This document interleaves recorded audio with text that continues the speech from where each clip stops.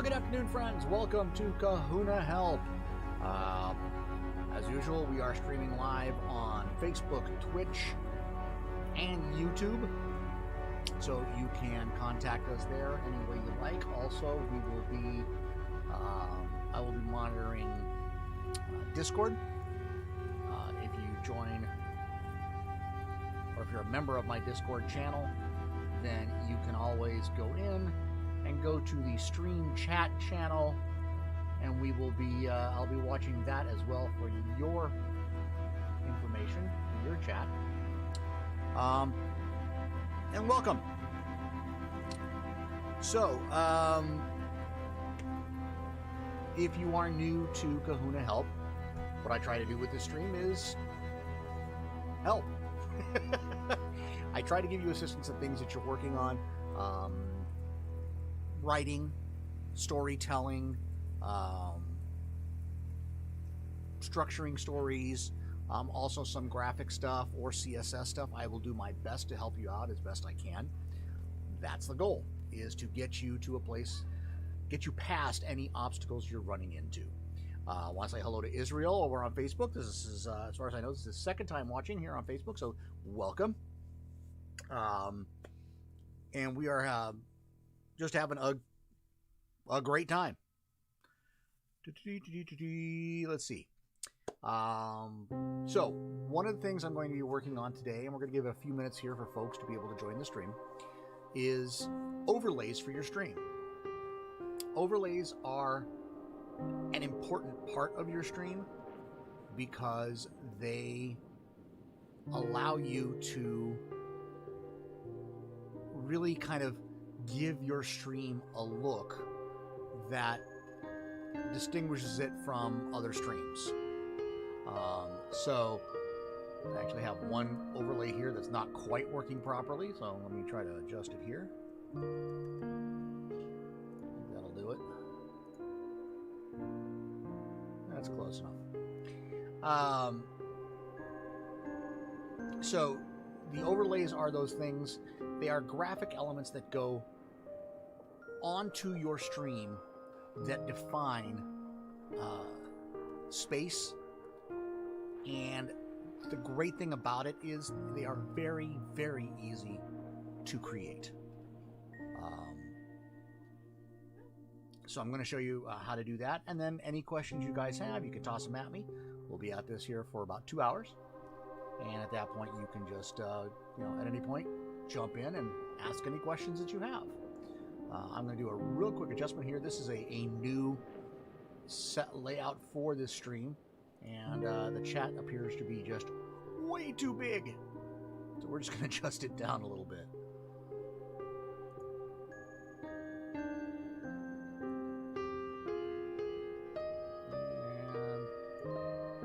And that should probably do it.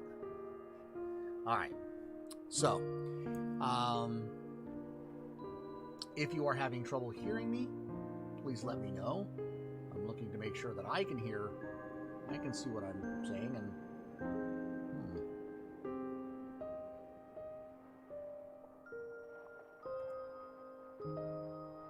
let's see here. Yeah, there I am. Okay, you should be able to hear me fine, at least from what this is saying here. So great. Let's start off. If you have any questions that are, just not something you can't figure out, please let me know, and I'll be glad to help you out. Let's see. We are missing something here. There we go. All right. So everything looks like it's set right. So, I'm going to give you ideas on how overlays work, specifically for OBS and Streamlabs OBS, because I know they work this way, but I'm fairly confident they work this way on just about every platform that you could be using. As a rule, all a simple overlay is, and that's what we're going to work on today, is a simple overlay, is a .png file that has transparency. The transparency in that file is what you will see through to the rest of the image. So, if you are creating a frame for your face, for example, for your camera, you want the empty spot to be what surrounds your face. You want the transparent section to be what you see through to see what's behind it. That's as opposed to a background, which could be any image, and that's just a matter of setting the layers. When you set an overlay, the name itself tells you where it's going to be. It's an overlay. It goes over other things, where a background is going to sit behind things. So you'll be able to layer the images and put them in the right order. So, let's get started with an overlay. Give me 1 second here. I'm going to take a quick drink, and you can kind of see where my overlay is on this. It's called a grunge overlay, and if I put my hand up and then start to drift it, you can see there where it's kind of a grunge edge, and then it gets thick. My hand disappears, and that's where it's missing just a little bit. I need to make an adjustment there. And on the same side over here, the other side, you can see the same kind of thing. So that overlay's there. I'll tell you what I use it for, and that is I use it to hide the fact that the background image here, and see where you see the flames going and everything, is not quite the same color as the area where I've green screened. So by adding this in, I'm kind of adding a buffer so that you can't tell that change. By the way, the light that you see behind me, that is actually light coming through my green screen from the window. So you kind of get that going on. I want to adjust these flames just a little bit because they're kind of hidden. Oh, they somehow got moved way off. There we go. Oh dear, yes, they got moved way off. There we go. All right, much better. So this is one of those situations where I have created the flames behind me. That's actually just a looping video. The flames are actually moving much slower than the looping video. You can do that in Streamlabs. Just set the speed at which it plays. This is at about 35%, so the flames are usually going much heavier, but it's way too busy to do that. So I did this by slowing it down. But you can see, like I showed you, there's that grunge edge there, the grunge edge here, and that hides it away. All right, so let's take a look at how we create this. So, and you can see here in my image here, you can see that grunge edge a little better now. So how do you create these overlays? For example, let's say I just wanted to create a simple frame. All right, so I'm going to go into my image editing app. This is Affinity. You can use Photoshop, you can use GIMP, you can use whatever image you want. The checkered background is the background layer. Not even the background layer, it is the background behind the whole image. There's nothing on this image yet. That checkered layer just simply says, this is the back, and it's there to allow you to see what's transparent. So if you see a checkered background, that means something is transparent all the way through. So I'm going to create a very, very simple overlay. To do that first, I'm going to create just a filled square, or a filled rectangle. And what that's going to allow me to do is quite simply draw a rectangle that has a fill to it. Okay? So the fill here is white. The next thing I want to do is I want to show that there's an edge. I want to show a framed edge. So what I'm going to do is I'm going to do the stroke. The stroke is the thickness of the line around the outside of the shape. So I'm going to create a stroke that is a certain number of pixels wide, something that looks good to me, so that I have a border.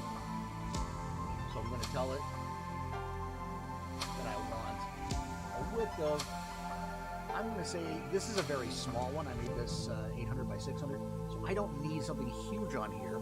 So I'm just going to go with 10 pixels right now.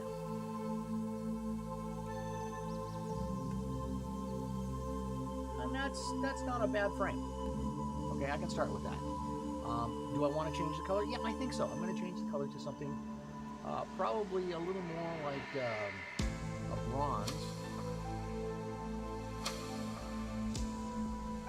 And again, you can do this any color that you want, any shape that you want. Entirely up to you. Okay, so that's kind of a bronzish color, and you'll see why that's important to you. Then the last thing I'm going to do is I'm going to take the fill, and I'm going to remove the fill completely. So I'm going to click up here, my little icon. It's hidden behind my picture, but what it is it's just going to make it a transparent fill. So now you can see I have a border, and I have the fill eliminated, so all I have is that square line. You can use any this.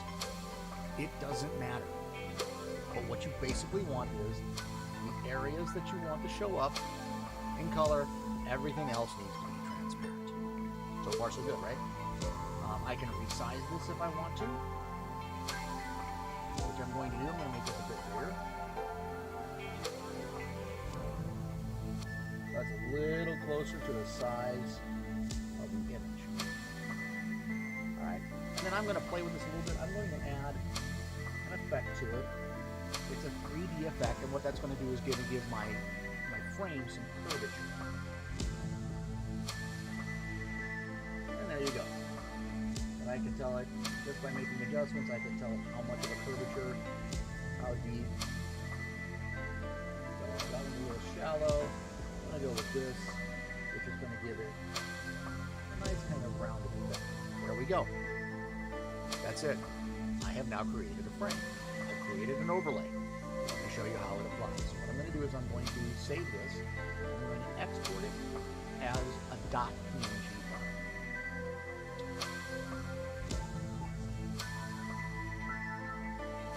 And it's going to ask me, how I want to save it, and obviously I want to save it as a .png. I'm going to save this with a name, and I'm just going to call this base.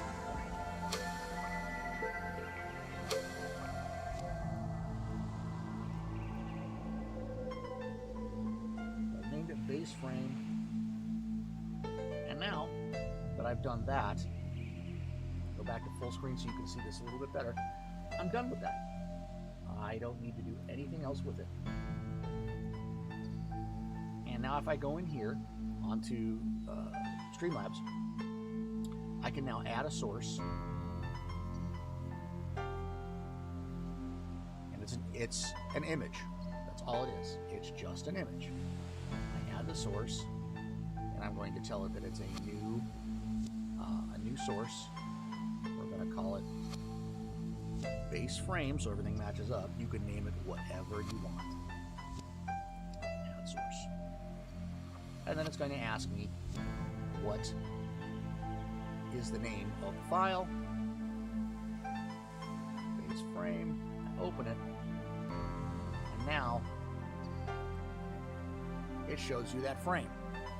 And as you see, if I move this frame, the only thing that shows up of that frame is the actual frame itself, because that was visible. Everything else was simply transparent. And I can go in and resize that and make it fit however I want. And everything that I put in there will be, everything that is behind it will be seen through the transparency. Now, let's do something here just so you can see it. You see, if I do this, shoot, now it's covering up my name. How do you fix that? Very simple. When I drop this in, it dropped it in as the top layer on my stream, meaning everything is behind it. Everything. That's not what we want. So all I'm going to do is I'm going to drag it down layer by layer. So this put it behind the counters, which are down here at the bottom, it didn't really affect. I'm going to drop it behind the viewer count. Again, didn't affect it because that's up here. And the next place I'm going to drop it that you're going to see is below the stream boss. Stream boss is that little bit right here. I drop it below the stream boss. You'll see it go right behind it. Pop! Just like that. So now the stream boss sits on top of it. And now if I want to have it below my name, I simply bring it a little lower.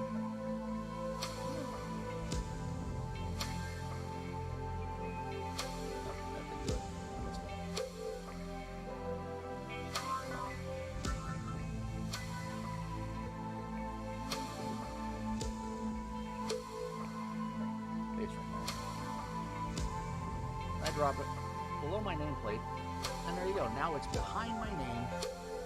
Very easy to adjust. And now I have a frame that I can now position and resize as I choose. Very simple. That is as simple as it gets when it comes to creating an overlay. All you're doing is creating an image with transparency.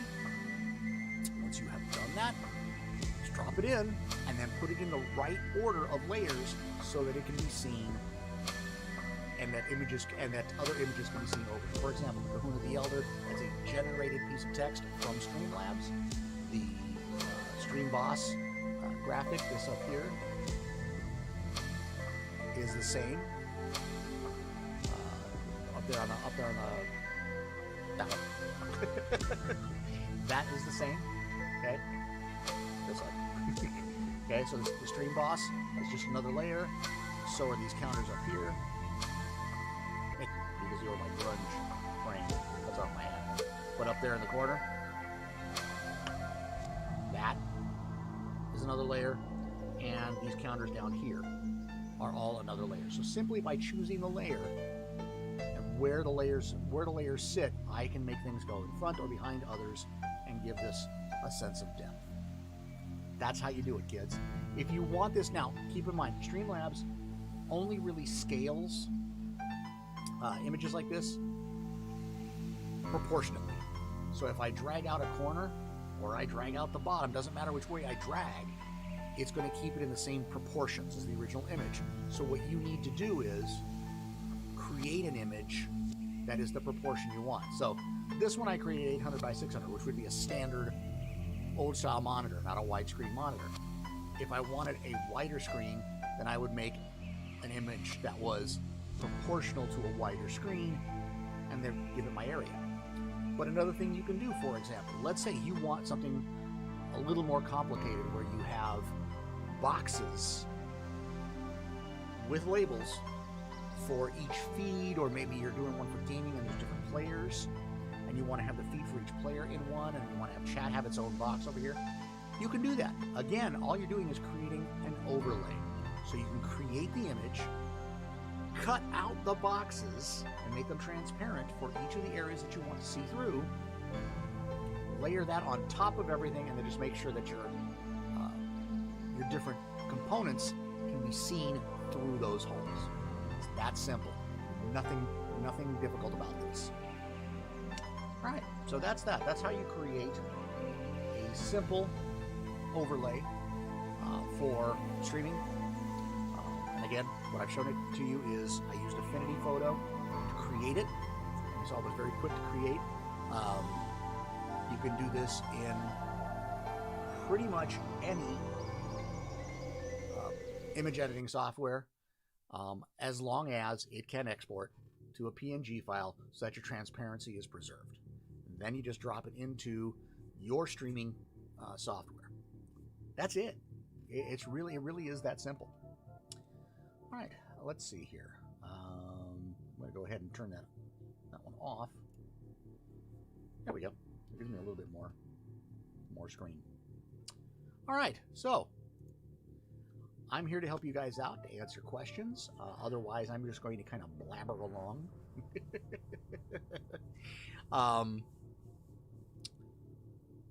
There have been some changes, minor changes, but I think helpful changes to World Anvil over the last couple days. One that is there that I think is, it got added, I guess, overnight, which I thought was kind of cool, is a new feature in the left sidebar where your controls are. And let's see, let me pull it up here for you. Okay, it's time to switch over. Where is everybody? I don't know, Bob, but welcome. I don't know where everybody is. Oops, I gotta kill this. And then we will see. Boy, things are a little slow today. I honestly don't know where everybody is. Well, you know what? It's not 4 o'clock yet, so they're probably in Sable and Aaron's stream. That tends to be where they end up. Things going a little on the slow side. Come on. There we go. Oh, awesome. Closed the wrong thing. There we go. All right. So, here's a little thing that got added. This little bit right here. I haven't tried the new search function yet. We're going to look at that. But the first one is this thing right here. This continue working. Basically, it takes whatever was the last thing you were working on and puts it at the top. Why? Because that's the one you're most likely to go back to. I have asked for a function that I really want, and that is where it just picks, or even where it just selects like the last thing, or the thing that you worked on the furthest away. I like to call it the "Did you forget about me?" option. So it's like articles that pop up and go, "Hey, did you forget about me?" And you can go look and go, "Oh yeah, I forgot to fill that one in." You could always, come back to it later. But I just find that there are tons of articles that I start just as stubs, and I forget they're even there. I have actually duplicated articles as many as 3 times because I forgot that I wrote it in the first place. Yes, that's my fault, but something that helped out would be great. So the search function. So I believe the search function now, there's a search function in articles and categories, I believe. So we're going to go to articles and categories.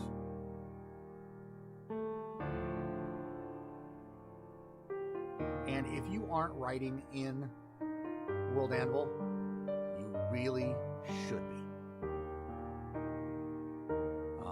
You really should be, because it's going to help. Some people it doesn't work for, and that's totally cool. It's a tool. Use it as a tool. You don't use a saw when you need a hammer. So if World Anvil doesn't work for you, you don't use it. But for a lot of us, it really does. All right, so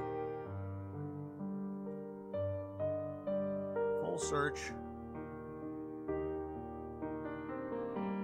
Oh, the browse search. Okay, so let's see here.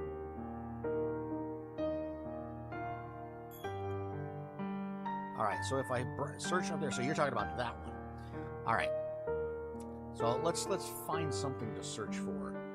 So I'm going to say heretics, because I know I have just a couple of references to heretics. The nice thing about that search is it is live. And there, look at that. Welcome, Barbarossa! Welcome! We're just looking at the new search function on World Anvil, which is really cool. This is the first time I've used it. I did see the mentions about it today, but I have not. It's the first time I'm actually looking at it. And this is ridiculously cool. It's a live search, which means as you're typing, it is searching. And I put in heretics, and it's showing me all the articles and images, and I guess it would be categories too if I had categories, that reference heretics. Try a city name. Oh, let's try this one. Because this one's going to be long. Echelon City. So now it's searching. I put in the city name and look at that. It found maps, it found map markers, it found categories, images, articles, and timelines. This is powerful stuff, people, because this will give you the ability to quickly find the stuff you were looking for if all you remember is a couple of words or a word. Demetrius have been talking about this. This is my first time, and I got to tell you, I'm very excited about this. Let me try. I'm going to try an event, because this is an important event in my world. And let's see just how thorough this gets. It is mentioned in these articles. It is mentioned in those images, in a map, map markers, and yes, historical events. That is huge. And I'll tell you why it's really huge. Because events like the Cataclysm in my world, it's very kind of tricky to get the tag for that historical event. You literally have to go through all the timelines, come back and do all that stuff. This lets me go right to that event, right to what I need to, just by naming it. And by the way, you think I've named it a few times? And you know what? They're in alphabetical order. Yay! So this is really, really cool. All right, let's try a character. So Hargus Hurryhouse is one of my main characters. Actually, the main character for my stories. Look at that. Timelines, historical events, images, articles. This doesn't get much better. This really doesn't get much better. Yeah, this is some cool stuff, kids. Yeah, this is probably going to make my life way better when it comes to taking care of stuff here. Because of what I talked about before, and in fact, this kind of, in a way, addresses that whole I forgot about the article thing, at least in the terms of, it may not remind me to go back and look for something, look for something I haven't done, but I can always go to that search and look to see if I have already written an article. In fact, let's try that from an article. So let's go to this article here. Escorts required, not those kind of escorts. Let's go to that article. And again, I can just click to edit it. It's going to load me up. And if this works the way I think it does, I can now say, okay, well, this is posted in the town of Tremor. So let's see. It doesn't seem like it doesn't work. Doesn't seem like it worked. Well, it's still loading, so let's see.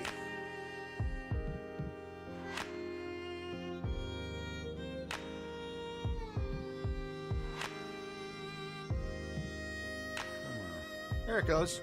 So look, it works within articles. So that article I had below, it's a job board actually in the town of Tremor, and this is actually the text of a posted thing on the job board. I want to see what else is in the town of Tremor. I can simply type Tremor, and everything here references Tremor. This is huge, guys. This is really, really huge. It is not from tags. It is actually searching all the articles, all the maps, it's searching the entire database, basically. From what I understand, this was Demetrius was trying to do something else and stumbled upon this and went, oh yeah, this will work. This is beautiful, because now if I say trimmer, I've got all these options. And here's something that I think it's going to help me in. If you look under images, you'll see there are 3 different trimmer covers. I know I'm only using one. So I can actually go through and say, okay, which one are you? And I'm going to use the last one because I have a hunch it's alphabetical and then by date. So I'm going to look. And I'm going to pull up that image. And so now it should load the image up top. And if it is an image I'm not using, I can delete it.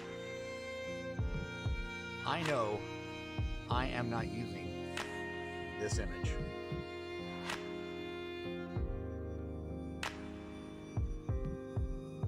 Yeah, there is a map image like this, but there is not a cover image like this.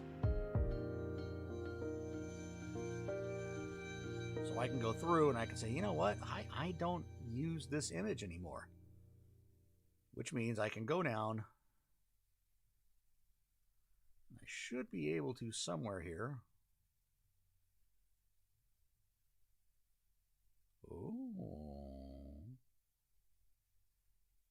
Is that it? No.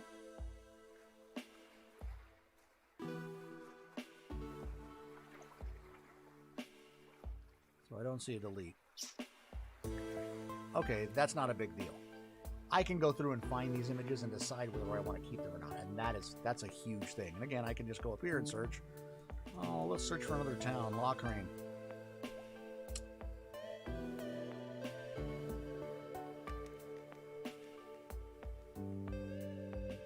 And there we go. This is beautiful. Let's try something else. Let's try lore, which is actually a category. There'll be less of these because I don't have as many. So I have a category called lore, and then I have 4 articles that are just flat out lore. So again, this is huge. This is huge. You know, we really are fortunate that someone like Dimmy is running this, because he's constantly looking for ways to improve our ability to work within the system. And,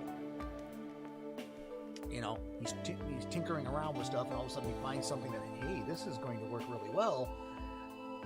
Let me give it to you guys. Obviously, some things are for guild members.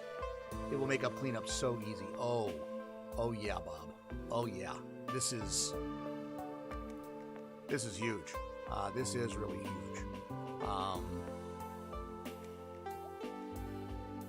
Also, I noticed up here on the left, top left, kind of hard to see because of the way I have the screen.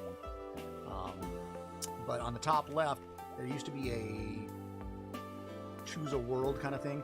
Now it's just a simple drop-down box that drops down the different worlds you have and that you're a part of, and the campaigns and everything. It's all in one box. Super clean. World menu apparently has been tightened up a little bit, so it doesn't take as much space. Settings and tools.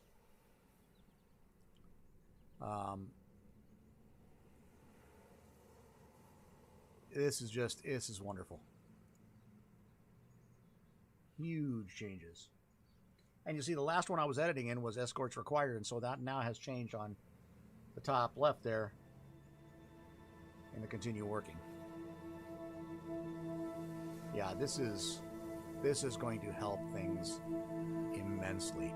And if you want to get rid of that, just empty that box. I'm sure that, yep, makes it go right away. Goodbye. This is wonderful. Sean pointed out, search out to me this morning. Yeah, it went live this morning. I saw the, well, you know, last night for me, but I saw the post in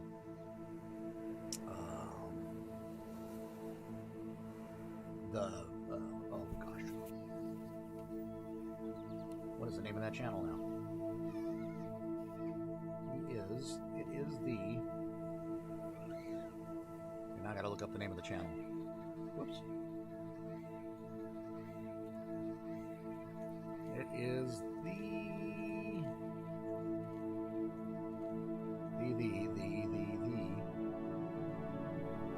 come on. You're just signing really slow. Devlog, yes. The Devlog channel.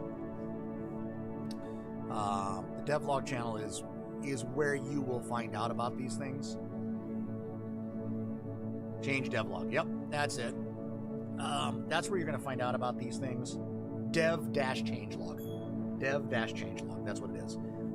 That's where you find out about this stuff, and you can't get to everything.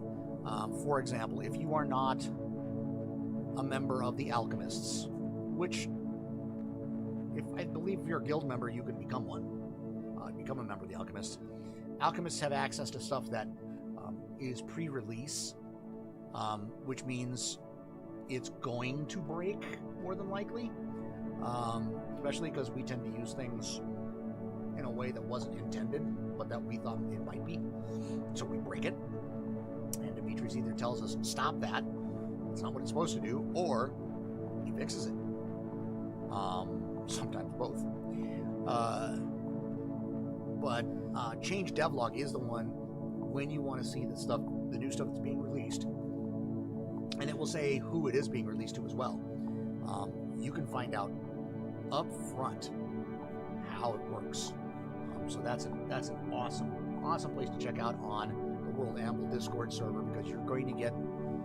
That's where I found out about this stuff. It's good stuff. That search is remarkably useful.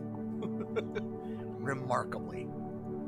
That is going to make things so much nicer.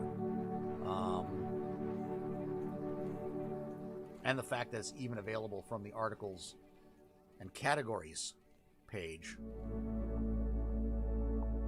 makes it even better. Makes it even better. Serious thing about joining Alchemist for campaign stuff. Yeah, I don't know what's being done on campaign stuff right now. I know they are working on something, but I don't know that it's gotten to Alchemist level yet. I don't think it's gotten that far along yet. But hey, you're doing campaigns, so you might as well.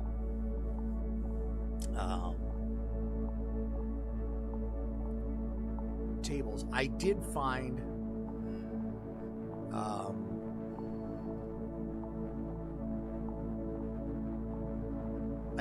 one drawback on tables that I wasn't fond of. The tables are really good if you don't mind clicking around on them, but I did find that for me, they're going to work for most everybody. For me, I was writing some tables and I wanted to just be able to type in what was in each cell and get it done, and that's not the way these tables work. You have to actually, well, in a way, it's kind of like filling in an Excel spreadsheet, but there's no way to make the entire cell display. You can't get it to word wrap within a cell. Should I post comments on that search thing? Yeah. Oh, yeah. Oh, yeah. If you are in there, please say so. I know the in the Inner Sanctum, we have been praising it greatly, but yeah, we need to really go in there and give a huge thanks to Demi, because this is, we need to let people know how it works now. But once people know how it works, I think they are going to be just gobsmacked at how much time this is going to save them, because it's going to save them a ridiculous amount of time. Okay, so covered how to make a simple overlay. Thank you, Bob, for bringing the search to my attention, because I hadn't tried that out yet, and that is just like, I'm going to go over and peek at Synergazia, because I haven't, to be honest, looked at Synergazia in at least a week. I know Bob's been writing prompts. What I want to find out on Synergazia is, where are we on words? Last I looked, we were at about 75,000 words. Synergazia has been running now for about, let's see, 2 solid months. Oh, Esong discover it? Yeah. That'll be another one of those entertaining streams where Esong just flat out loses it. Yeah. Huh, that's interesting. So this page is now slightly borked. Interesting. I may have to let somebody know this. Oh, there it goes. It brought itself back in. Cool. It unborked. So, statistics for Synergazia. Let's see.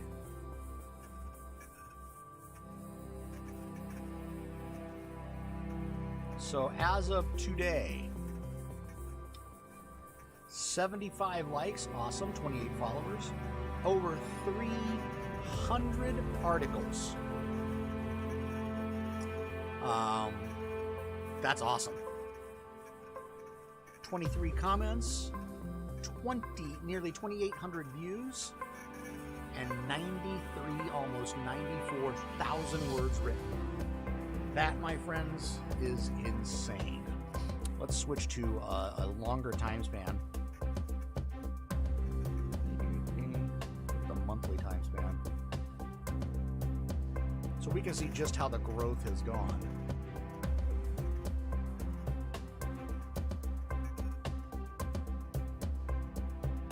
Year-to-date doesn't help me.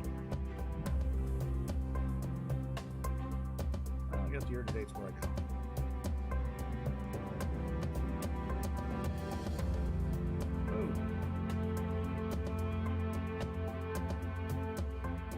What happened?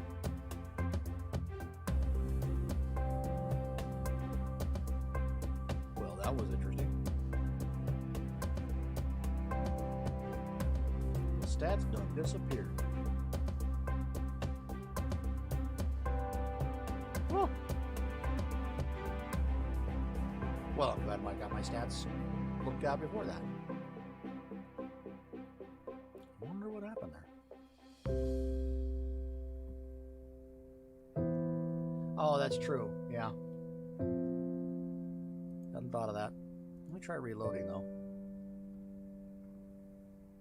So, I mean, we're pushing 100,000 words. That could be 1 to 2 novels worth written on here so far. That, to me, is spectacular. Absolutely spectacular. Tab. I thought that was creating different stuff. Oh, there it goes. Things are just running a little slow today. Yeah, I'm looking at my CPU numbers and they're way up. There we go.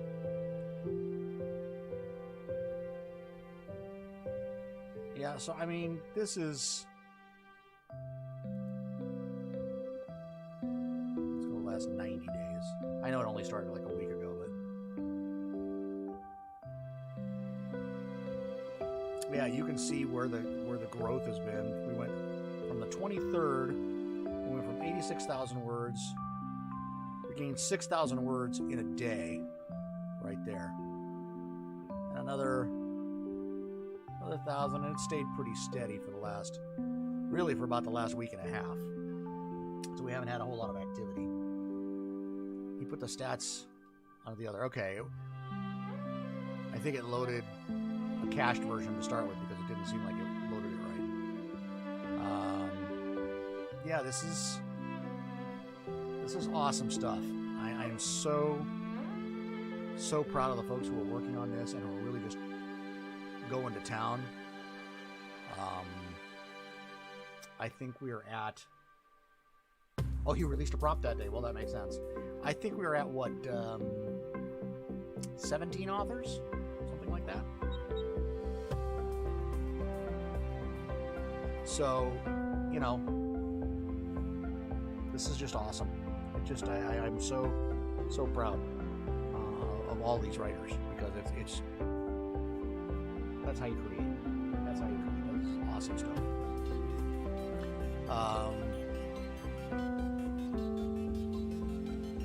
Yeah.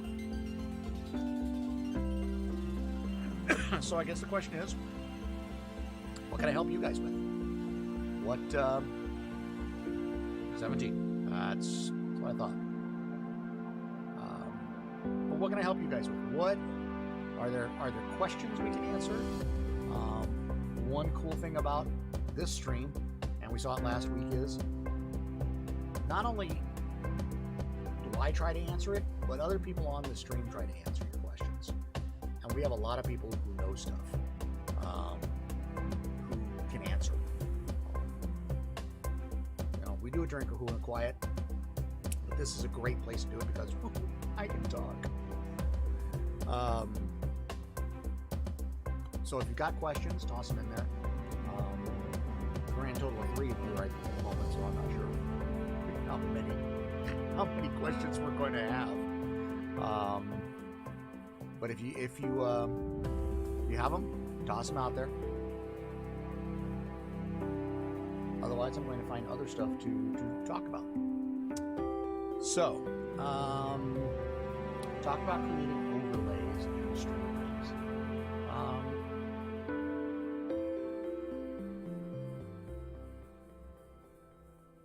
Sorry, lost my train of thought for a minute there. Talk about doing overlays in Streamlabs. Another thing to watch in Streamlabs is Streamlabs now has, and they've had it, I think, for about 2 months now, the ability to multi-stream. So you can stream to Twitch, Facebook, and YouTube simultaneously. Need help organizing your world homepage. Okay. Anyway, why is that important for the multi-stream? Because here's the thing. Twitch only keeps your streams archived for a certain period of time. And unless you're an affiliate, it's fairly short. But if you stream to YouTube and to Facebook, they're there. They get stored. Also, the chat function in Streamlabs, I used to use a separate chat function for reading the chats from YouTube and Facebook. That is no longer necessary because the chat function in Streamlabs, actually, you can look at the multi-stream chat. It actually picks up the comments from the other channels and puts them here. So you can actually see that. The only thing I wish they had was the ability to see the actual viewer count from Facebook. You can't. You can get Twitch, you can get YouTube, but I haven't found a way to get Facebook yet. All right, let's see. So, organizing your world homepage. Well, I'm going to switch to my world. It is not what I would call the best example. So maybe we can work on your questions and my questions at the same time, or my, issues at the same time, and figure it out. So let's take a look.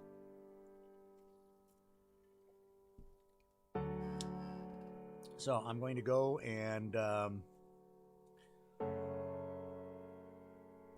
this new format kind of takes a minute to load up here. Click View Arnathia.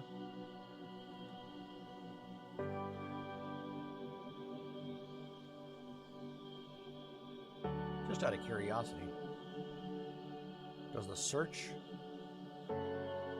in your world, the live search, do the same thing?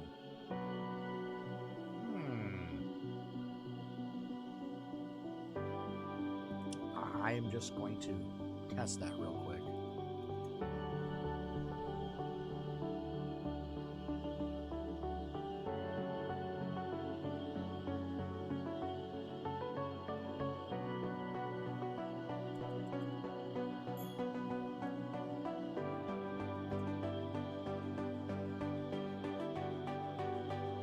Well, at the moment, no. But we'll check it in a bit when it's loaded. So, Bob, this is how I have mine right now. I've got the title, and this title is actually an image. I actually hid the world title. I just in CSS, it's display none, so that it doesn't show on the home page, so that I could use this graphic as the title. And then it starts off with a little bit of a story to describe the world and kind of give you an introduction to the world itself. But then we get into the area that I'm not happy about here. I do kind of give a hint, you know, if you don't know what you're looking at and you want to start somewhere, here, go here. Wondering how I did that? Yes. So yeah, so CSS basically it is that is a graphic. It's the header graphic for the entire world, actually. If I haven't created a separate header, this one here with the world name and those mountains behind it, that is the header graphic that shows up on every page until I change the header graphic. And then you just tell it world title, display none. Sneaky, clever, and lots of asking people on the CSS help channel. And actually, Demetrius was looking at it and at the way I had done it before, and he's like, that's really not going to work for you. Here, do this. It literally took him about 1.5 seconds to tell me how to do it. And now that I know how to do it, it's like, oh, yeah, duh. So, by doing that, I was able to make the world title as if it doesn't exist up there, and so everything else sat in the right place, which is what I had been trying to do. I had tried doing it by moving things up there. Oh my God, was that a mess. So I did do that actually with the date. The date I actually used CSS to move it up into the banner, into the header, so that it would stand out. That's the only place it does that on. I don't have the date on every page. That's just the date here, and that is the world date. So if I change the world date, that's how that's going to happen. But again, down here is where I am just not happy with it, and I'm not sure how to fix it. You know, I do like the pop-ups. You know, we get the articles,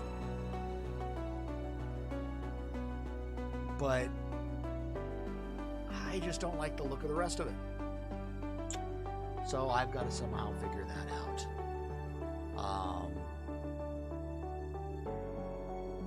You know, my Twitter shows up on this page, which is cool. So does the Discord.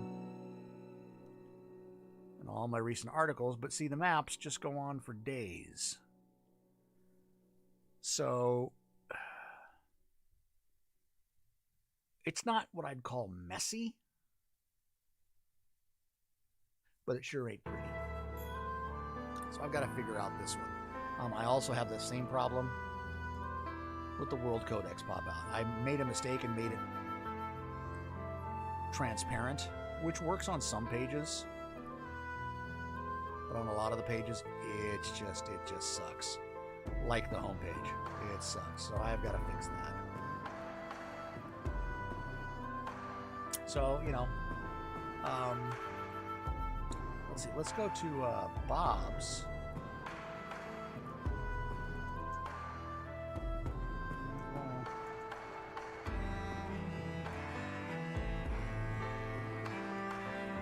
I'm going to take a stab at it.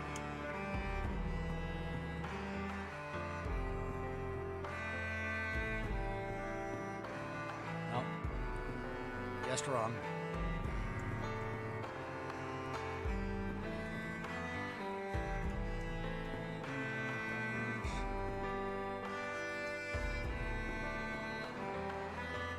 Second guess.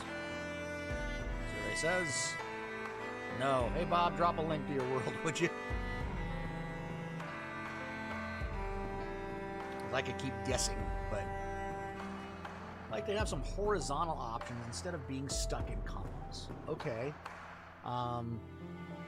Drop me the link to your world if you can, and let's take a look at it. There might be a way to do some of it. Using rows instead of columns. We might be able to achieve some of it. That is one. It's tricky because rows get a little funky. But we might be able to achieve some of it, or we might be able to achieve some of it with containers. So, in fact, I'm going to go back to my dashboard here. And let's go to a test world. A world of Carterian. That's what I got wrong.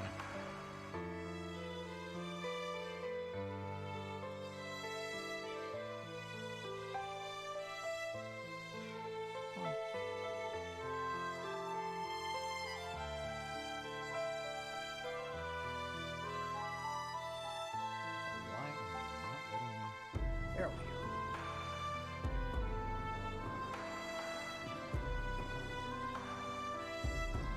Yeah, maps just go all over the place. This. That's not right. Try this again.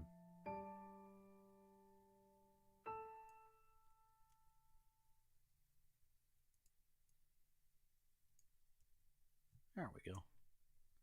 And I'm going to, on my world, I'm going to go, or my account here, I'm going to go to my test world.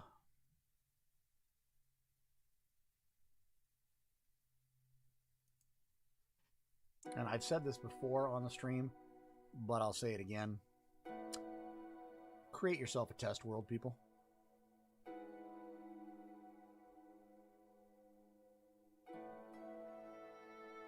Is it the Tetris song? Oh.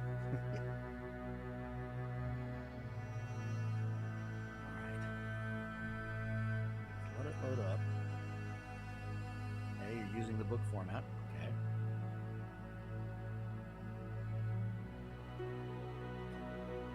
So far up here, it's looking okay. But yeah. I'm guessing you'd like to see recent articles go across, as well as these maps. Yeah. Yeah, I can see that. So let's see what I got here.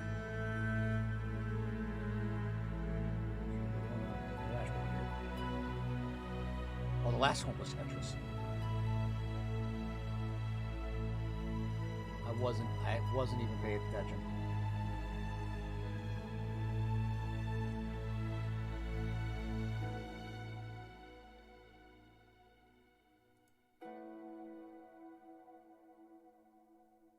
So let's go to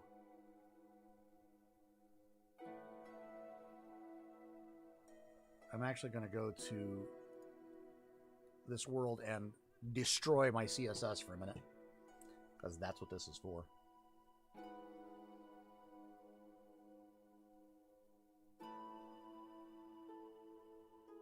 And for those of you who've joined, welcome. It's telling me I'm dropping frames, which is no fun.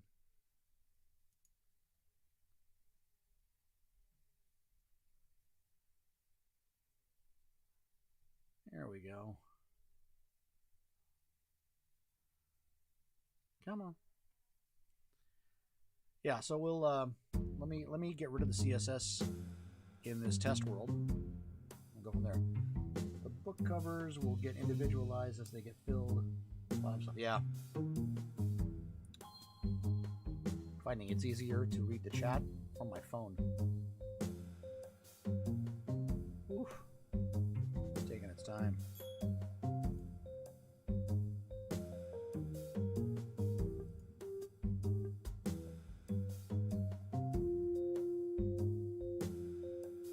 Awful slow today.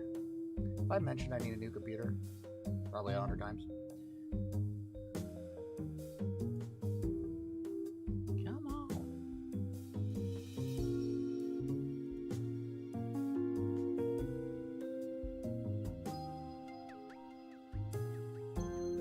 That's not it.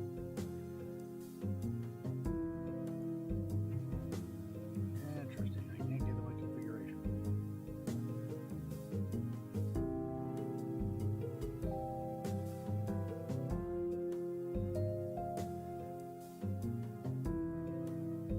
There it is.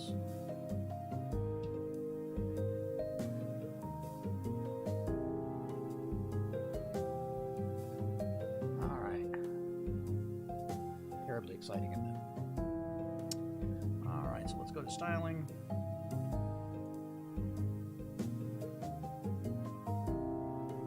Let's remove all this CSS real quick.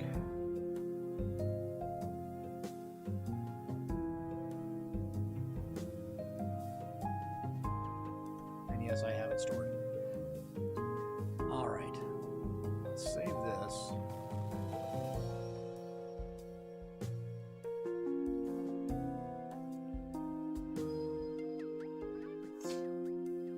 All right, so the issue we have is that things like maps, that section is hard-coded in.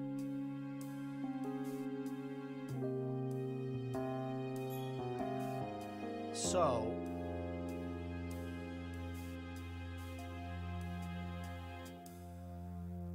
that's under homepage and the placement. So the thing is, it's hard-coded into a column. Hasn't been good for streaming. That's my biggest problem, is I need something that will do streaming and editing simultaneously, so I can show people the stuff I edit without crashing my machine. I've actually got 2 sets of hardware on the list right now. One is for that machine, and the second is for building a network storage, an NAS, because I paid for 2 terabytes on Google Drive, and I'm almost halfway full with it already just because of streams. So I need something that I can put multiple terabytes in cheaply, and hopefully with RAID so I don't lose it. I did that with a portable drive once. I was using a terabyte portable drive, and it just happened to clunk a little too hard. Lost 5 years worth of photos. Okay, so our problem here is we have stuff that are columnized. So let me change things here. Let me move where things are. Center and right, just so we have them. And then let's take a look at the CSS once we do that.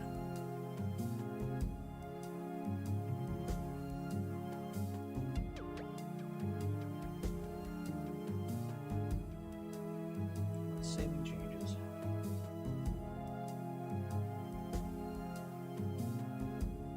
Haven't lost a frame since you upgraded? Oh, that'd be so awesome. All right, so let's go back here. And I'll be honest, I don't know if I have enough stuff here on this world to be able to justify this. But there should be something. It should tell us something.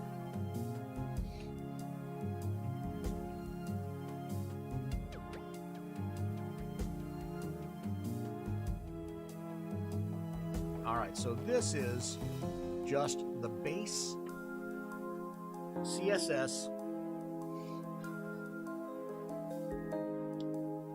without any adjustments. This doesn't even have a theme. If you clear the theme field and don't add any additional CSS, this is what you get. So I guess the next thing we should do is let's look at the CSS for this section. So let's see. Let's do an inspect. I can actually put that inspect on the screen. And I'm jealous, Bob. Haven't lost a frame since you upgraded. I am jealous. All right, so put this somewhere where I can see it. And let me put it up on the screen.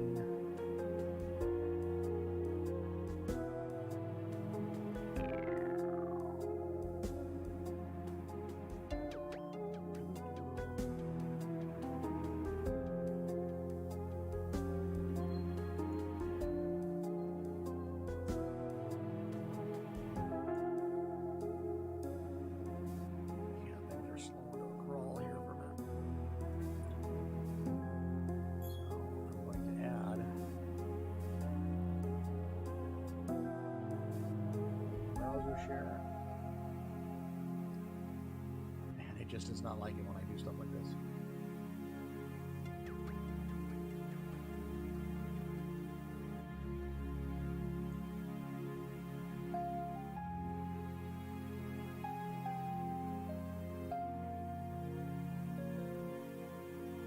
So bear with me here while I add it. I want you guys to be able to see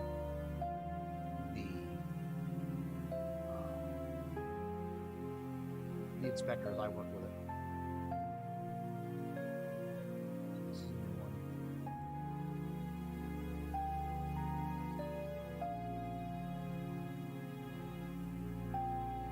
Call this inspector.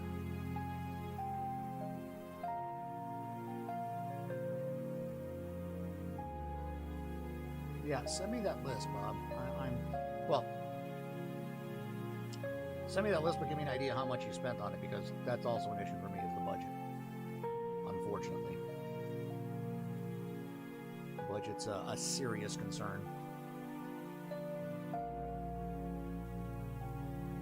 Mrs. Kahuna is okay with me doing some stuff, but, you know, I gotta pay for a daughter's wedding dress before I can do anything else.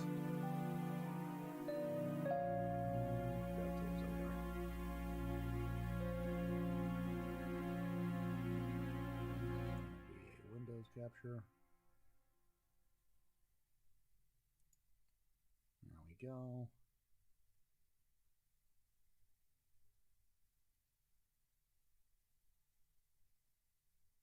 Come on. There it goes. And we're going to call that done. All right, so there it is. Oh, not what I want to do there.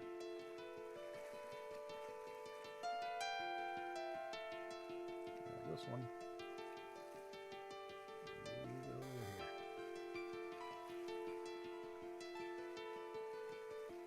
Expand it a little. All right, so right off the bat, we can see that this is in a piece of CSS called Maps List Header. The class is Maps List. So let's take a look at how that's laid out.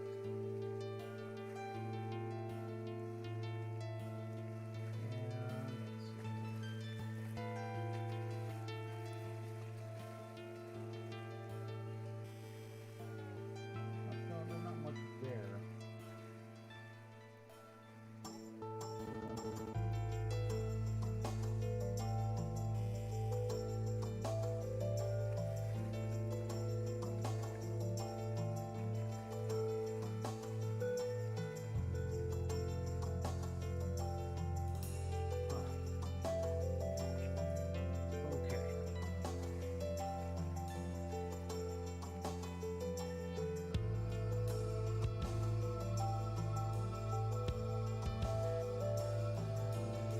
Alright, so our problem is going to be this.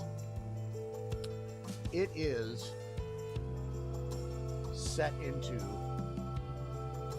a 6 wide column. That's coded on the back end.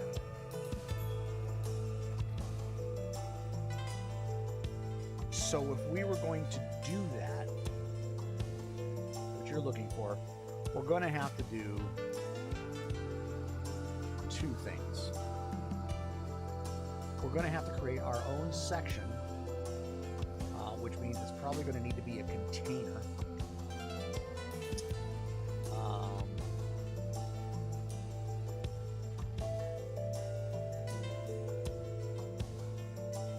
And then we're going to have to find a way to, well, 3 things. So 1, we're going to have to create our own container for the maps. 2, we're going to have to figure out a way to list the maps, which technically shouldn't be actually all that difficult. And then 3, we're going to have to make this row, this whole section disappear. And that's actually fairly easy, I'm thinking.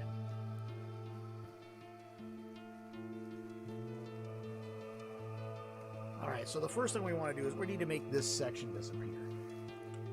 So I'm going to use a trick in fact, that's how I made the other one disappear. Let me make this a little smaller.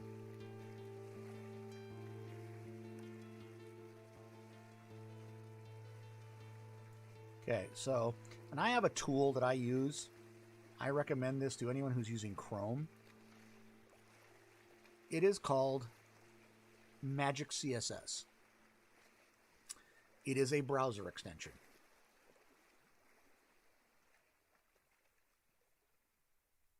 And it allows you to edit live, just like the pop-out box from the right side of the screen on World Anvil. Except this one actually helps you identify the CSS that you want to attack. It's not perfect because it goes for just the most specific tag. But once you have that, you can use the inspector to kind of determine what it is you need to use. And it should be loading here. There it is. All right, so you can see it there. That's Magic CSS.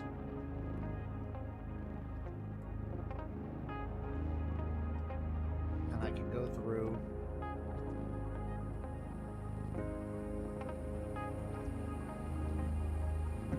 So the first thing I'm going to do is I'm going to create a container tag. And let's just call it home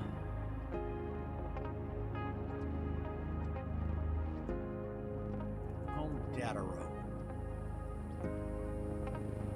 Because there's no matches for home data row, so we're good. So that's my container.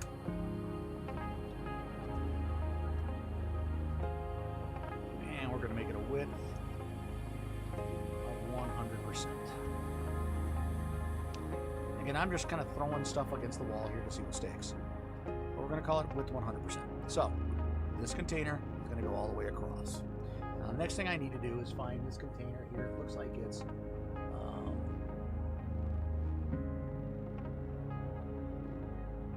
world category content.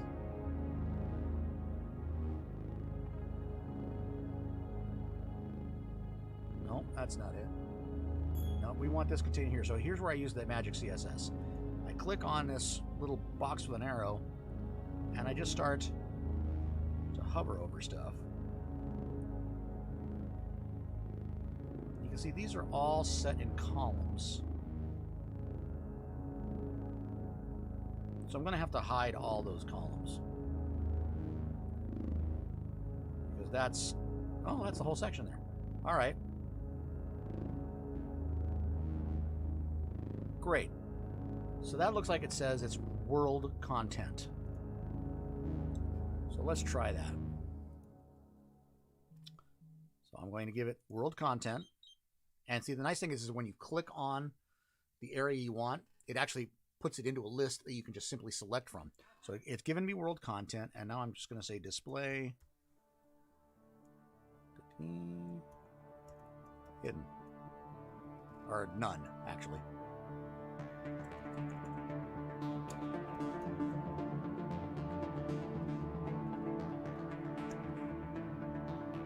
Bang. That section just went away. So far, so good, right? Now, I'm still going to have to go through and put in user-CSS and that stuff, but this is a quick and dirty way to check it to make sure I've got the right things. And then as I add selectors ahead of it, it'll either stop working or continue working. Also, I may have to come back later and add importance to some of these because they may have been coded as high level at the other end, and so therefore the only way you're going to change it is by putting important. But right there, I just made that section go away. So I created this class home data row. Now I'm going to go in and go to the home page and see if I can find a field. It should be a field that is content all the way across. Full page content. Custom content, I think, might be a good one.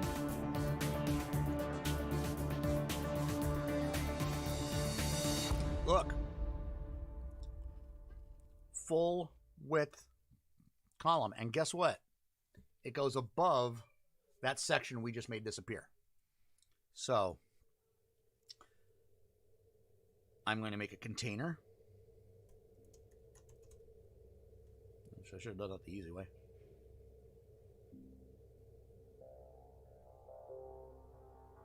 Exactly. We create the sections we want. That could be the trickiest part. I'm going to put a container in. I'm going to call it home. Oops. Home data row. And in that container, I'm just going to put a bunch of stuff in there because I want to see that it goes 100% of the width, or at least 100% of the article section width.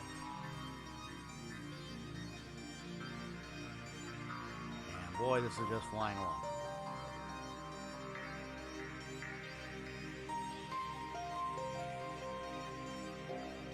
This, Bob, is where I wish the computer was doing better, because now it's dropping a ridiculous amount of frames. All right. Save changes.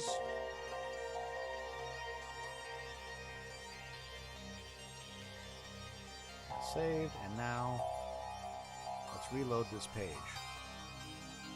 The only thing about this Magic CSS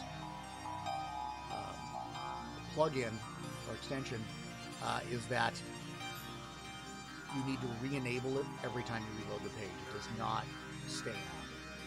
But it also does not delete what you did. So you can see what it looks like, and as soon as you re-enable it, your changes come back. So now we can see there's the stuff that we had there. But now, if I enable it, Magic CSS, you should see a little tag at the top saying now it's loading. We should see, and you can actually see that the line that I added is right there. We'll let the CSS take its effect, but that's the line I added. It was just a bunch of gobbledygook. But you can see it goes past where those columns are. I can now play with that and say, all right, colon code that retrieved and displayed the map list. That I don't think I can, because that's going to be in the base. That's in the base code. I don't think that's possible. Well, I'll look. Let me just increase this font size. Font. size. Oh, let's make it 22 pixels. Well, let's make it 30. I want to make sure that it wraps all the way around. Make it 35. All right. So you can see I put that stuff in the container and now it wraps all the way around, so we know it works all the way across, right? Looks like we have incoming. Here comes the raid.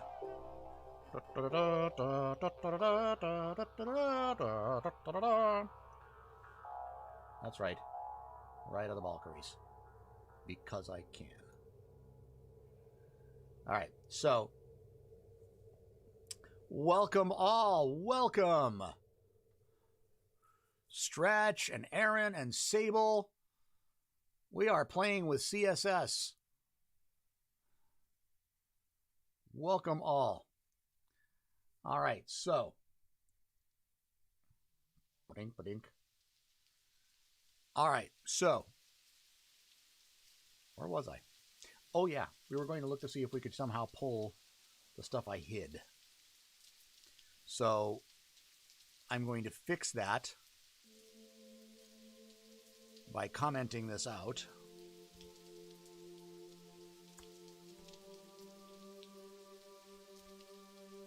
And there comes that section.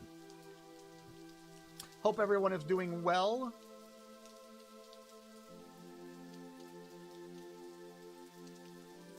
We're trying to help Bob with something on his homepage. It might be something that some of you might have toiled with or have just not been fond of. And if you have come up with a solution, feel free to toss it in here because I'm making this up as I go along. What it is that Bob would like to take these sections that are down here at the bottom of the homepage and make them horizontal instead of vertical columns, make them rows. So we have a way to make them disappear, which is the first step. And we do that by using the .world-content tag, as you can see up there in that box. And I've commented it out for the moment so we can see what's there. But if you give that a display none, that goes away. Bye-bye. Disappears. And then created a new container above that that has all the ASDF stuff in it. That's just filler. Because it was too lazy to go get a lorem ipsum. So we have a container above that that works. We know how to make that disappear. The question is now, can we take the stuff that's in those columns and find a way to relist it horizontally? That may be the tricky part. We may have to use a trick or two. So let's see. We're going to inspect that. And I took the inspector off the screen just to make it a little easier to see what I'm doing. I do have it off on one of my other screens. So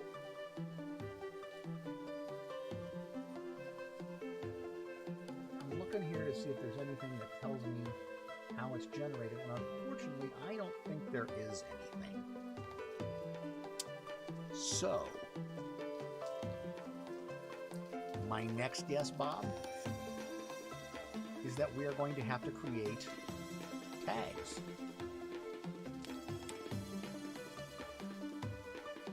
No problem, Sable. This is what it is. We all have to change. I may have to change the Kahuna Reads. Depending on how Sunday works, I may have to change it to a different day myself. So, totally get it. Mrs. Kahuna is very in favor of me changing it off of Sundays, but I want to try the other thing that I'm going to try first and see if that helps, because then I'm a little more free. So we'll see how that happens. No apologies necessary. No such thing as being late. So the question then is, how do we list maps? And I don't believe there's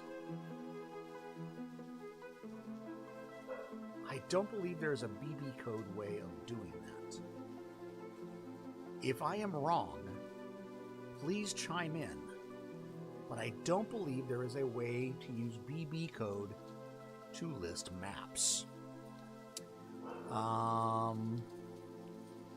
The way to check would be to go to the codex.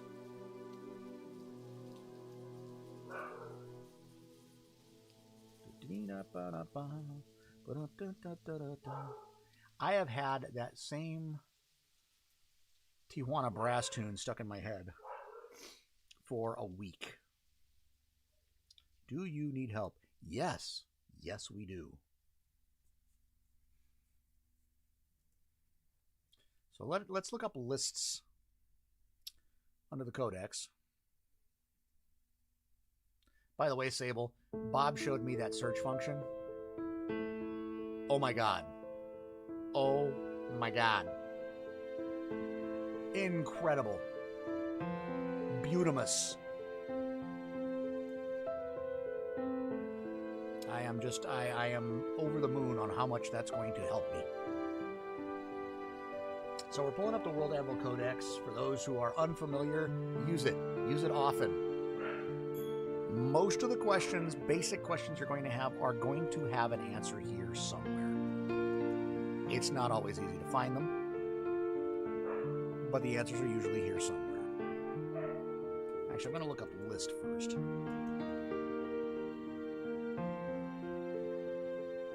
That's not it. Let's see. Add to the to-do list.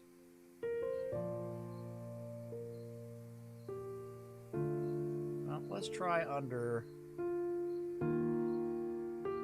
block template filters to start. That might give us something. Stretch posted something in my Discord general chat that's hilarious. Well, this... Okay, I'm going to look at it in a minute.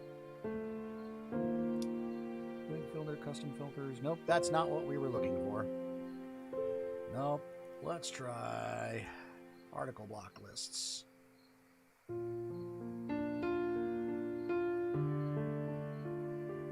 Article blocks.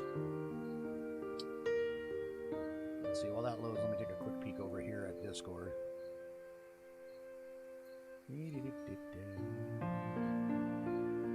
I'm not going to drink because, you know, I don't want to spew it out my nose.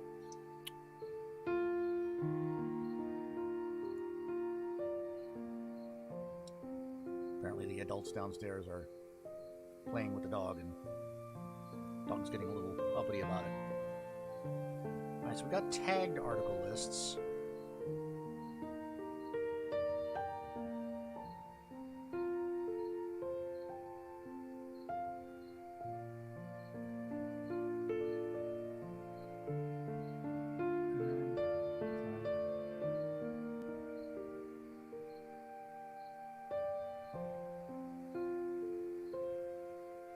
Okay, so Bob, here's going to be your answer. For each of those rows that you want to do it in, you're going to need to add a tag. In the map section, what's going on is there's, well, let me pull up the HTML.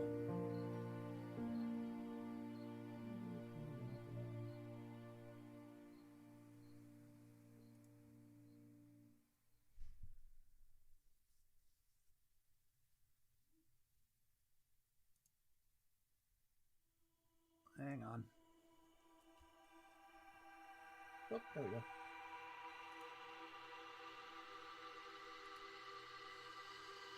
Well, let's pull up the HTML for that.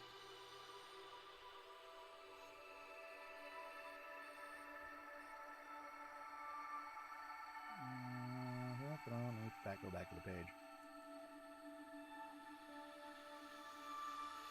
Inspect.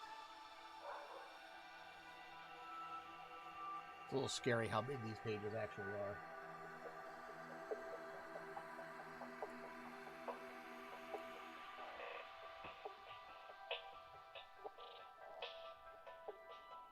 Yeah, it doesn't go right to that section, unfortunately.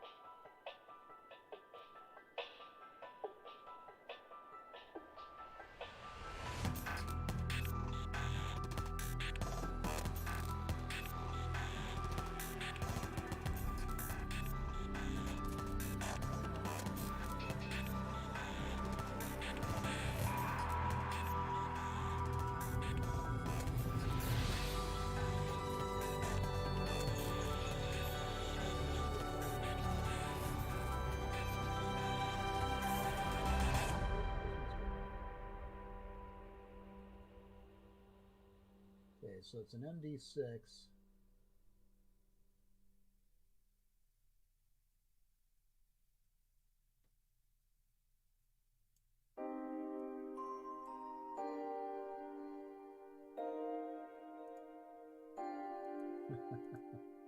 Here's your answer, Bob. Nothing.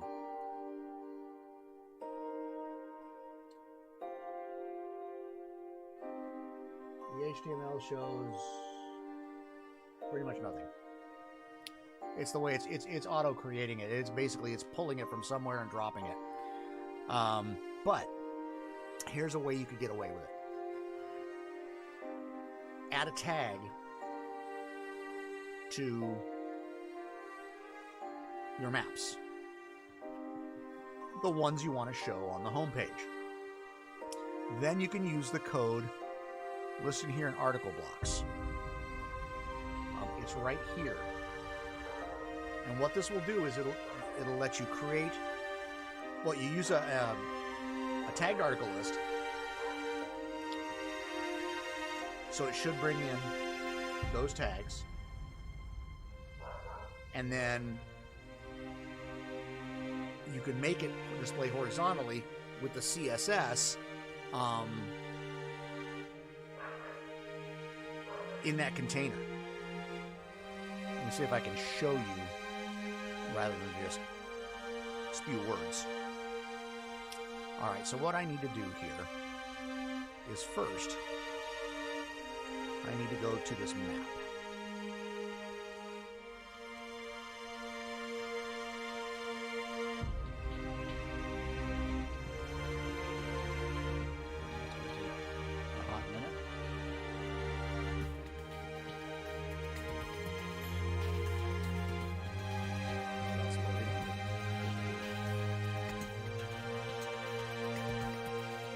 Stretches deposited.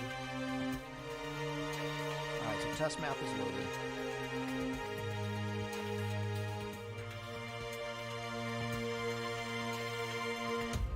That didn't help me. Let's go here. Maps.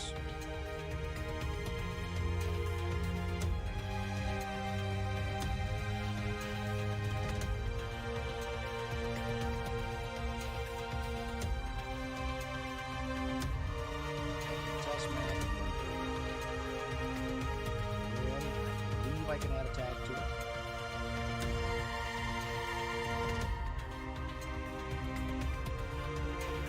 Could have used that search function.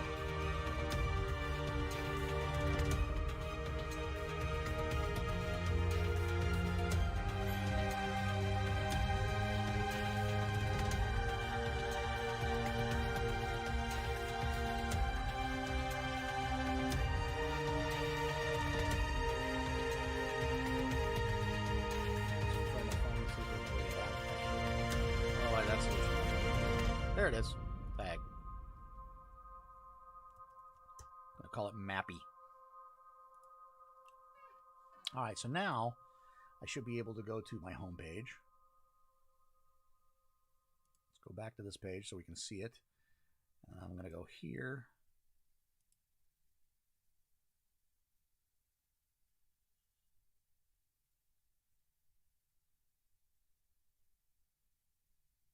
Oh, it's taking its time.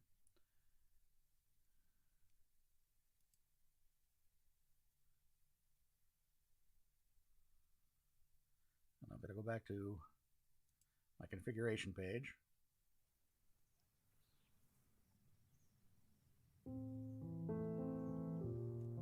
At some point. I believe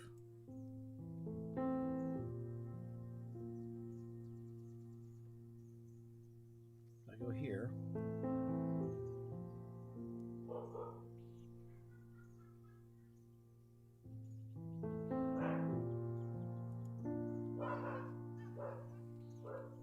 I know, terribly exciting, folks. I'm watching paint dry. Tell your friends to subscribe. I need to build a new machine. All right, here we go. So we said home page. global content, or custom content, I should say.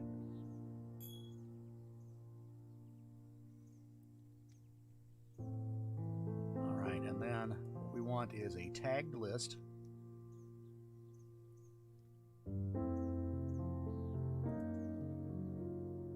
So we're going to use this format here.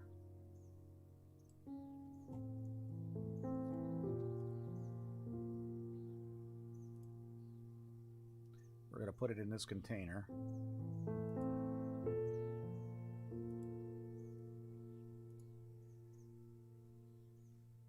Come on. There we go. Oh, good grief, this is slow. All right, the tag was Mappy. And right now I just want a list. And we're going to call it Maps. Now, if this works, when I go back to this page, and I reload it, what I should get in that section just above where it says World Codex is the list. I only have one map in this list, so right now it's not necessarily doing anything fancy.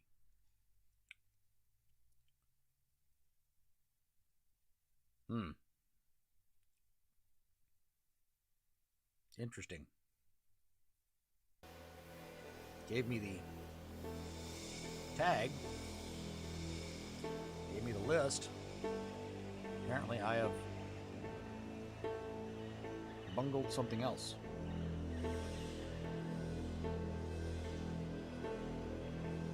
Oh, yes, of course I did.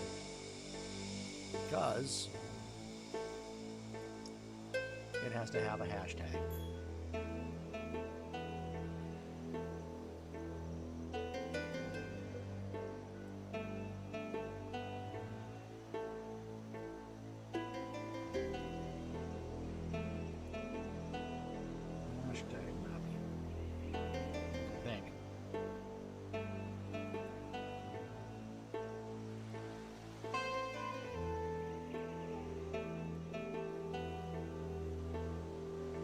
Yep.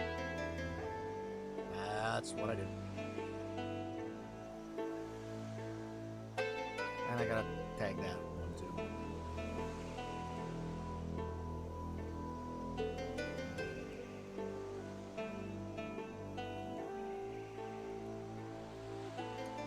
So, my hope here is that when I do this,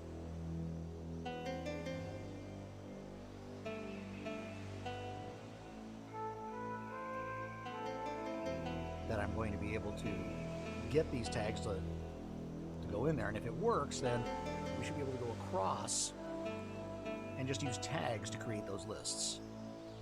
Is it the ideal way to do this? No. But we don't really have a way to do it in any other way. The one advantage of doing this is you can choose which maps go out there.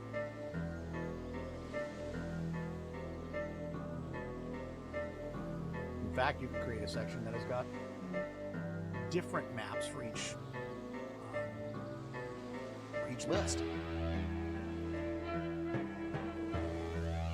Go through and change that map to the tag to hashtag Mappy.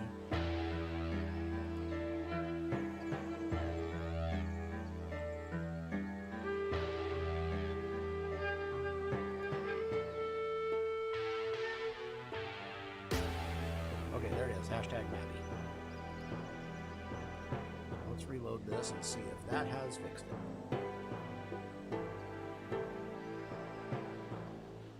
Any luck? See the listing of the map.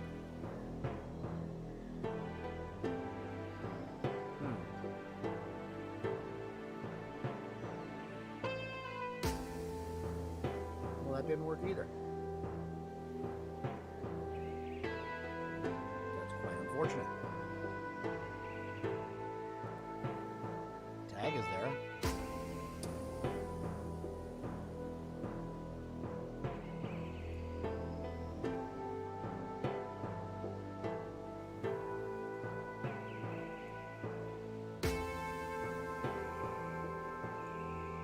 see if I can determine what else may have been done wrong here. This may be one of the Guild CSS guys.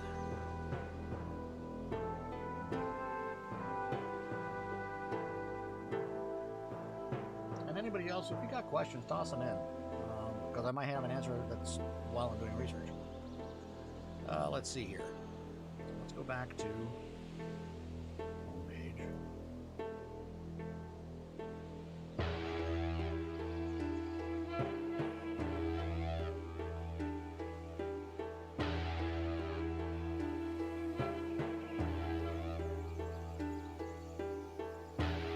No, I bet I know what it is. I got an idea. We're going to take it out of that container. It could entirely be that the container is jacked up.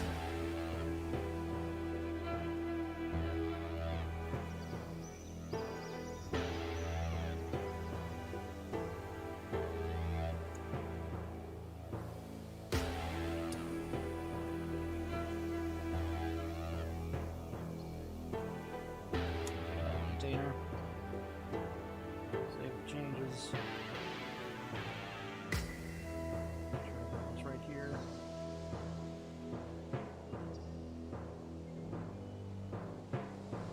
Okay.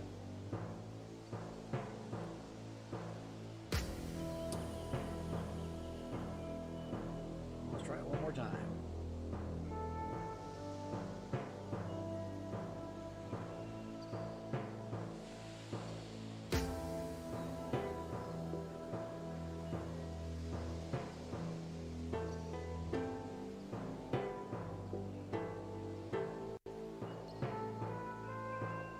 No banana.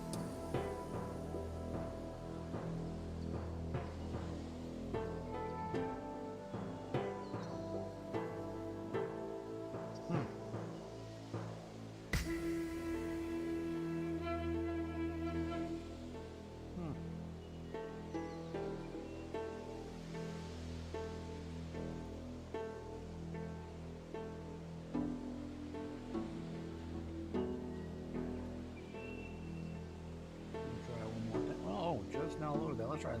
Well, sometimes that's a slow load. I don't think that's what it was. There was a typo in my stream title. Why, yes. Did I typo it? What was my typo? I'm always interested in correcting my errors. Not necessarily happy about it, but I'm interested. Yeah, well, that didn't make a difference.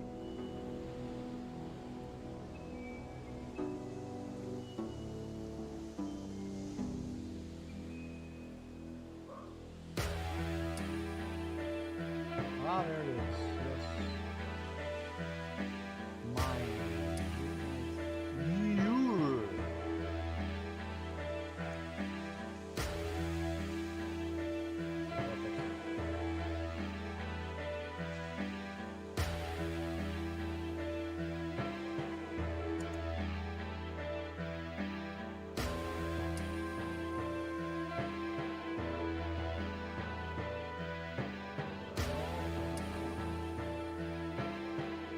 So it looks like we've got our list set up properly.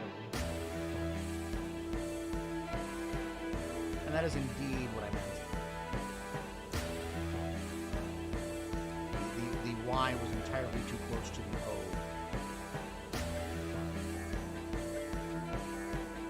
Okay. That's that. Let's go back to this here.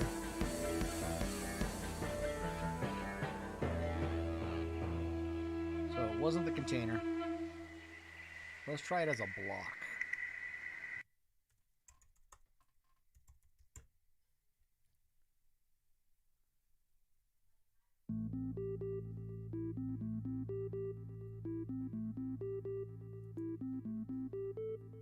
I'll let that load. All right. Stream should be changed. We're loading. We're saving our changes to code, and now let's try and see if the map comes up as a block this time.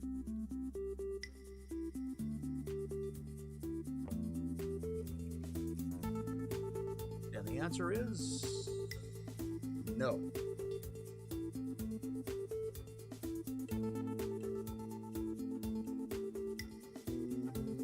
Okay. So then, Bob, the only way I can think of is going to be a little bit of nasty coding on our part. So we're going to go back to maps.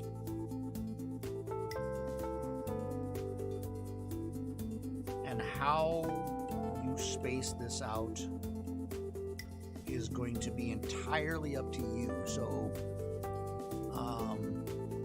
I'll show you what I'm thinking about. We're going to get there's the widget to embed it. Whoops. I'm going to copy this. We're going to go back to the configuration page, to home page. A little faster now.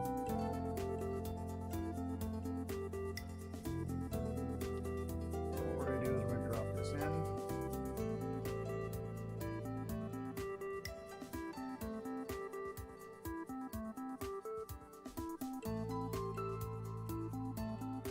Yeah, well, there's a way we can fix it a little bit with CSS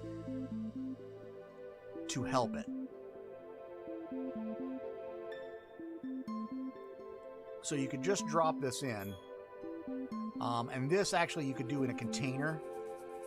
Okay, so actually let me fix this real quick. So what you could do is drop a container in and give it a call.md-4,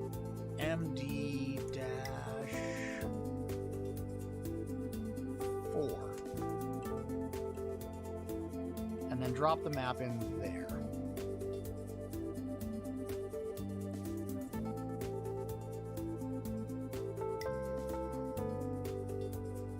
Save the changes. So now, if you do it this way,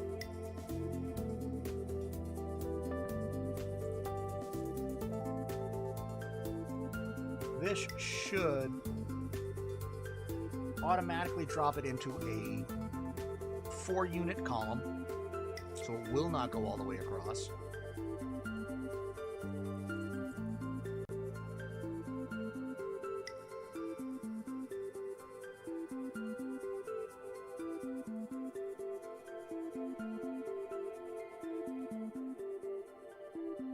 There you go.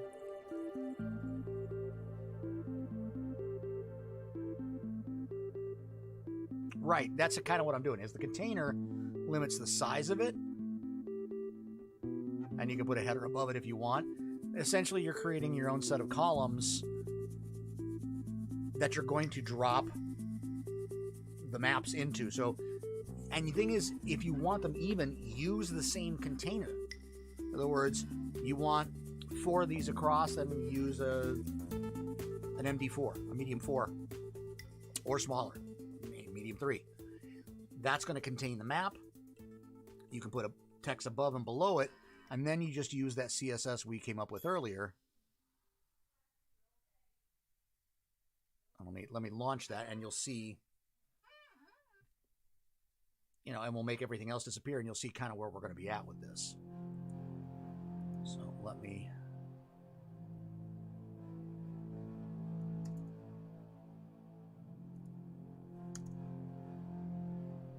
So there, the bottom disappeared.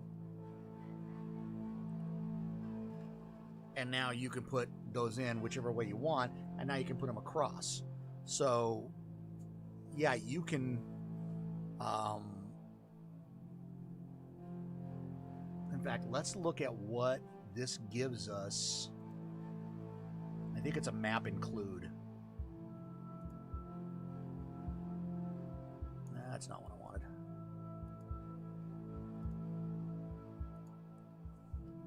This is map included.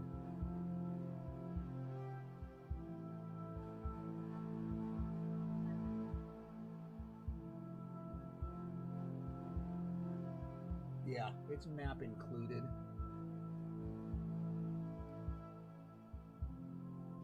So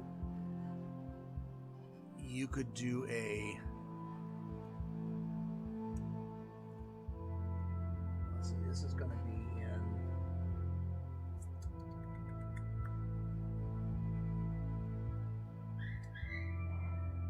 it's going to be in a row.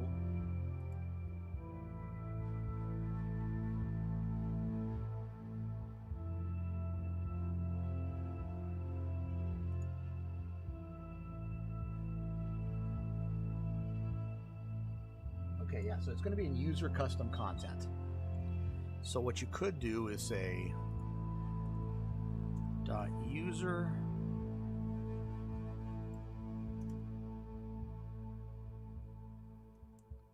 -custom -content.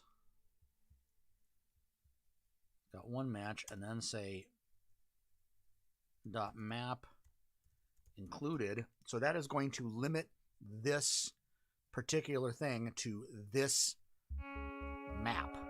Well, to any maps in this section. And then we should be able to do a height. Did I spell it right? Let's say it's 200 pixels.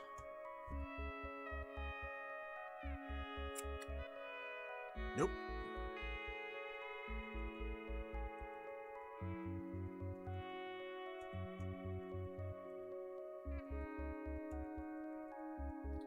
Let's see what it says about map included here.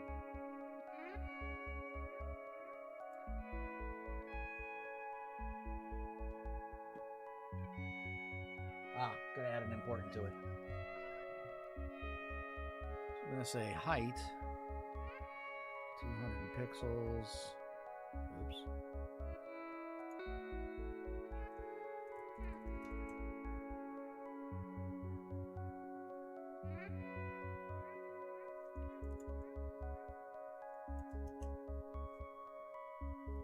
There we go. There's your trick. Yeah. So the tag you want is this here to control the height. Basically, that's going to control the size of the map that's displayed. Then you can create the zoom and everything to fit it into the space. But you can, using this, you can give the container the width by using MD6 or whatever, and then use user custom content .map - included, which will say any maps within that section and nowhere else are this height. And you can give it width as well. However, the width is going to be, if not, the width is automatically set to 100%. So all you got to do is set the width of the container, and bang, you've got your spot. And now you can drop the containers any way you want. And if you view it on a smaller page, if you use that column designation, if the page gets smaller, the grid setup should automatically take them from the horizontal lineup and start repositioning them. Say for mobile, it should line them up vertically because you're using the column system that's already built into the grid. Even just a width, I could calculate appropriate width to make two different shaped maps appear the same height. You could do that. I just like being able to say, okay, I know it's going to be this width because of the column. I know it's going to be this height. Done. Because if you do that with the CSS, they will all be that size. So you can say, I want my maps to be this size, so they're the same size all the way across. And then within the map, actually within the tag for the map, this tag,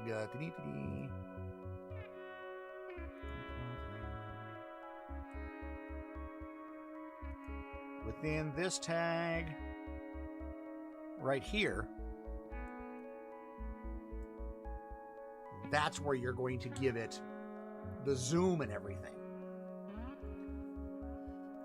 So you basically say, okay, I'm going to, with the container, I'm going to bound the left and right sides of the map. With the height, I'm going to bound the top and bottom. This is the size of my map, regardless of how it what I'm displaying. Then go in and use the map tag to center it and give it the right thing. Consider varying viewport sizes, though. Yes, you could use it instead of using pixels for height. You could use viewport size. And again, if you're thinking that it's going to be, that mobile doesn't look right, you can always use mobile selectors, the mobile attributes to set it to sizes that are going to work under mobile or under massive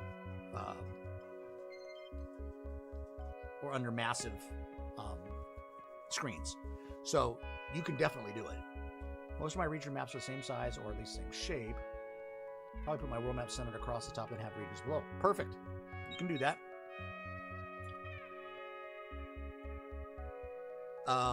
So yeah, you could easily set things up to display across, have them all be the same size. Like I said, the grid system is going to automatically realign them on a smaller screen up to a certain point. You may have to put in a screen size test to change their size to show better on mobile. It all depends on how much you want it to be used for mobile as opposed to whatever. Definitely your world map is going to have to be able to adjust down so that you can see it. If that makes sense. Okay, so that's a solution. It is not the most elegant, but it is certainly one that will work and probably give you more flexibility. So that's one you can use. I hear Mrs. Kahuna yelling at the dog and trying to let me know that dinner's just about ready. So I think I'm going to call this done for the day.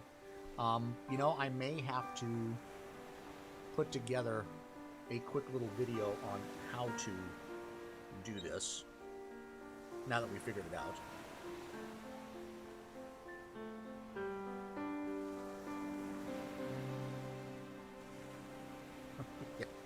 Mrs. Kahuna has texted me. It is time to go. All right, so who can we raid? And I know this is going to be a goofy one because the time changes. But we're behind. Although I think, funny enough, I think the calendar has already adjusted for some of them. So who am I looking for?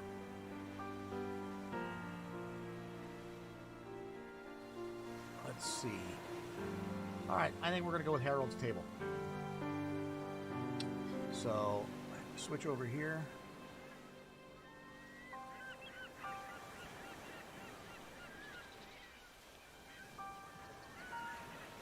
Oh, and thank you, Bob, for the hardware. For the hardware stuff, I want to take a look at it and see how much it's going to cost me. My estimate right now is about $1,200. If you spent more than that, then thanks for the list. All you got is Roll Society, no Harold's Table. Okay, all right, so we'll go to Roll Society instead. Raid. Roll Society. All right, guys. Thank you. This was a great stream. I learned some on this stream, so hopefully you did too. How to do some overlays, how to fix up that homepage section. Hopefully that can all work for you. I'll be back tomorrow morning with Kahuna Quiet, and then remember, Friday is Kahuna Happy Hour, so make sure you're coming. And I will see you guys probably tomorrow morning. Off you go to go raid. Have a great evening. Enjoy it.